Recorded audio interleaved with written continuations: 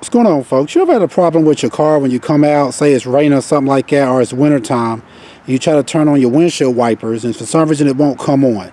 A lot of times the number one issue for this would be you may have a blown windshield wiper fuse.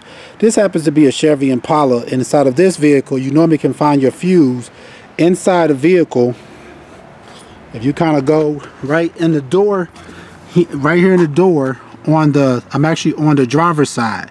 If you come right here, open up your door, you'll see a fuse panel right here that you can just pop open like that. And if you can look right here in this vehicle, if it's the same vehicle, this right here would be your windshield wiper fuse. And this is what you'll most likely have to change out to put a new fuse in to make your windshield wipers work again. Now, a lot of times what can make these fuses blow is, say for example, it's winter time and you have a lot of ice or debris kind of built up around your windshield wiper. Sometimes the windshield wiper struggling to try to go in the correct motion, you know, to wipe the window, can cause your fuse to blow. And if that's the case, you just want to come right here. Like in this one, you have like a little puller. That's right, here's what this is. Makes it kind of easy for you to come right here, take this. Then what you're going to want to do is just pull out your fuse. Now you can look inside of it to make sure that it's blown or not. This one's actually good because I went ahead and replaced it, but if it was bad, it would be a break in that metal contact that's in the middle of this fuse pretty much. Yeah, pretty much this is what was wrong with this vehicle. There was ice built up around the windshield wipers, so therefore when they tried to turn them on, it had blew the fuse, so the windshield wiper stopped working.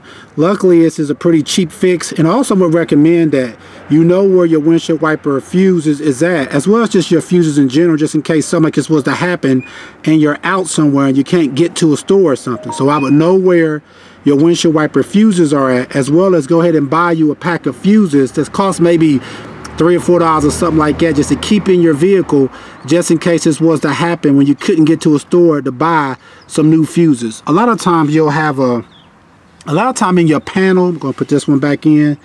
Just take it, you just push it right back in where you took the bad fuse out at.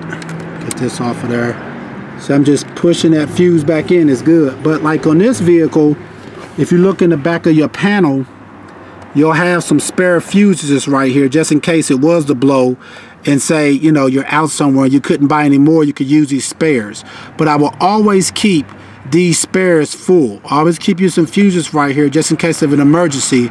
So I would definitely go out and purchase a pack of fuses just to keep in your vehicle. And like I said, it's better for you to know where this stuff is at, like your fuse for your windshield wipers, as well as say lights and stuff like that, just in case for the future it was to go out in an emergency situation. Alright folks, once again, this is most likely what your problem is, if for some reason your windshield wipers won't work when you turn them on. Alright, please check out other helpful videos. Please like and subscribe. Thanks.